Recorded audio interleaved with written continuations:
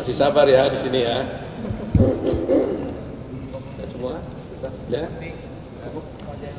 Baik teman-teman wartawan semua, kita tadi sudah sidang.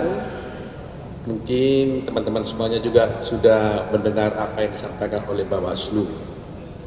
Terus terang aja kami merasa agak sedikit lebih optimis lagi nih setelah mendengar apa yang dibacakan oleh Bawaslu. Anda sendiri bisa lihat kan, banyak laporan memang ke Bawaslu dan semua sudah diproses oleh Bawaslu, tapi ternyata laporan itu banyak sekali yang berhenti karena tidak memenuhi syarat material ataupun syarat formil.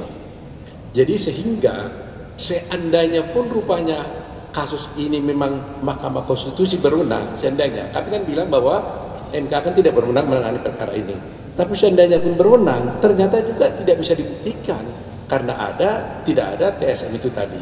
Itu very clear tadi kita lihat ya. Bayangkan ratusan itu yang ribuan malah ya laporan-laporan diproses Bawaslu, tapi ternyata setelah periksa itu terhenti. Ada yang diproses kepada penyidik, ternyata juga tidak terbukti. Jadi apa yang dikatakan bahwa ada kecurangan itu ternyata tidak benar ada. Dan itu jawaban Bawaslu. Dan kami akan pegang terus ini kan. Dan itu documented ya. Itu dokumentasikan, nggak bisa dibantah oleh siapapun. Itu yang pertama. Kedua, tadi mungkin ada isu tentang adanya permohonan dari pemohon satu agar memanggil para menteri-menteri yang terkait, termasuk menteri sosial dan sebagainya. Terus terang aja, kami tadi menyampaikan pendapat bahwa seharusnya ini tidak terjadi. Kenapa? Karena ini adalah sengketa dua pihak. Jadi kalau ada sengketa dua pihak, maka berlakulah asas yang sifatnya universal. Disebut actore incumbit probatio.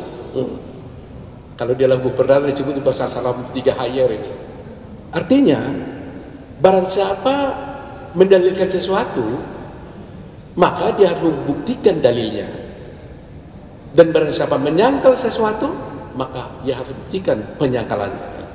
Jadi istilahnya adalah, terutama adalah burden proof-nya. Kalau you mau buktikan sesuatu, you cari buktimu. Gitu loh. Jadi jangan dia datang ke pengadilan, Pak Hakim, saya ini benar, tolong Hakim, panggil si Anu. Itu nggak bisa. Ini perkara inter partes kan, dua pihak. Lain halnya, kalau sengketa ini umpamanya pengujian undang-undang, pengujian norma, mungkin dia bisa minta, tolong minta ini. Itu mungkin karena sifatnya adalah permohonan pengujian undang-undang. Tapi perkara yang namanya sengketa nggak boleh. Coba umpamanya dia minta menteri. Kalau kami nanti minta, tolong Megawati, Ibu Megawati dipanggil, terus nggak habis-habis kan? Bagaimana? Kalau mau dikabulkan menteri, kami juga kan bisa minta, tolong Ibu Megawati dipanggil. Mau nggak? Kan begitu persoalannya kan? Nah, kalau umpamanya permohonan dia dikabulkan, permohonan saya dikabulkan, hakim kan kami merasa tidak adil dong hakimnya. Nah, ini very important gitu, sangat penting. Jadi itu sebabnya saya katakan, tapi tadi hakim sudah tegas menyatakan, memang begitu, dia bilang, tapi kalau mahkamah merasa perlu, dia bilang, untuk kepentingan daripada mahkamah boleh memanggil, tapi kami nggak boleh nanya-nanya, mahkamah aja yang bertanya, karena itu diperlukan untuk kepentingan dia, agar dia bisa menerapkan hukum dengan baik, tapi bukan untuk kepentingan para pihak yang ingin membuktikan dalilnya. Jadi sekali lagi, kalau you gugat, buktikan dalilmu. Kalau ingin buktikan dalilmu, cari saksimu. Panggil saksimu, bawa sendiri saksimu. Itu kira-kira hukum yang berlaku. Saya kira itu saja. Terima kasih. Pak Oto, selamat malam. Putu dari Kompas TV. Sedikit aja Pak, tadi kan dibilang bahwa memang ini beda urusannya lah kalau dibilang harus menghadirkan menteri dan harus dibuktikan dalilnya sendiri. Tapi jika seandainya nanti memang dihadirkan 4 menteri ini oleh majelis, gimana tanggapan kubu 02? Takutkah atau tetap percaya diri? Dengan senang hati. Kalau majelis merasa perlu untuk menguatkan putusannya, majelis memanggilnya, fine-fine aja buat kami. Demi keadilan, demi hukum, kami tidak keberatan. Tadi kan saya katakan tidak keberatan, dan saya akan menyatakan mohon dipertimbangkan. Dan hakim sudah menjawab, kalau diperlukan oleh majelis, kami akan panggil. Saya serahkan dan saya percaya kepada Mahkamah Konstitusi. Gitu. Silakan Pak Fahri.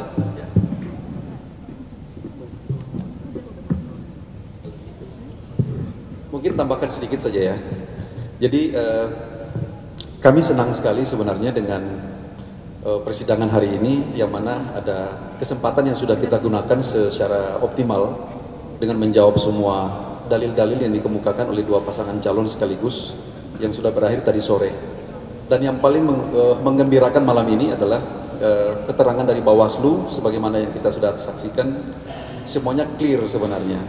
Jadi narasi besar yang selama ini tentang penggiringan opini, tentang adanya pelanggaran-pelanggaran yang secara sistematik, terstruktur dan masif, itu sudah terbantahkan semua. Karena kenapa? Itu dibuktikan dengan seluruh laporan-laporan yang masuk di Bawaslu.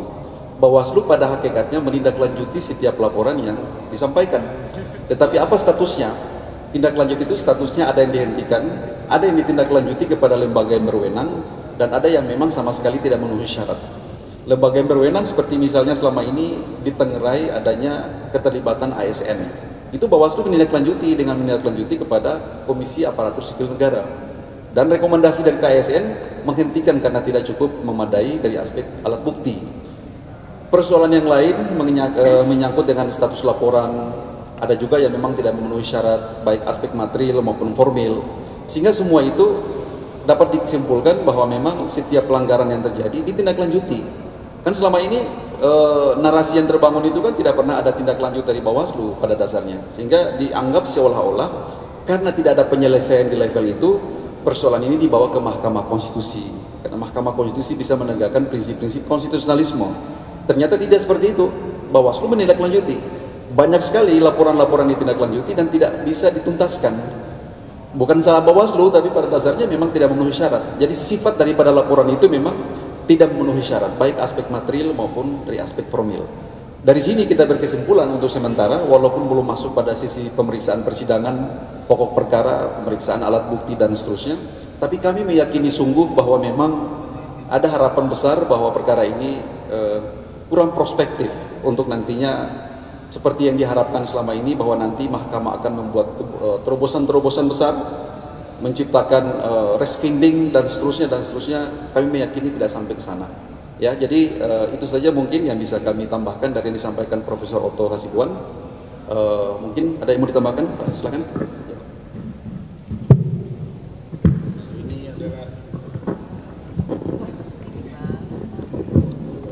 Ya, saya Nikolai. Begini, jadi kami ini adalah pihak yang pernah kalah 2014-2019. Biasa, kalau ada narasi-narasi pihak yang kalah itu biasa. Tapi kita harus buktikan. Tapi manakala kita tidak bisa buktikan, ya kita terima kekalahan kita. Jadi kita tidak harus cengeng, kita tidak harus menyalahkan orang lain. Ya kalau memang kita kalah, ya sudah, kita kalah, kita terima.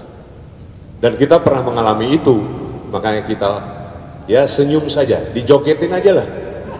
Oke, makasih. Baik, terima kasih ya.